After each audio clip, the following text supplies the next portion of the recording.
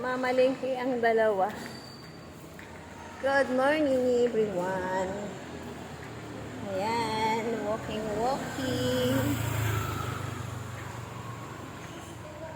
Ang masisipag na dalawa.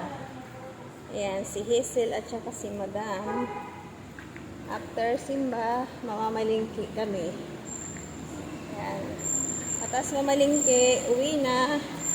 At saka lang po matutulog. Ayan, ang buhay panggabi na work. So guys, dito po ito sa Marikina Market.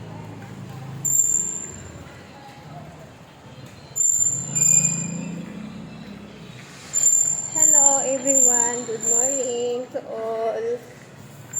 Ayan, tara na mamalingki na sa bayan.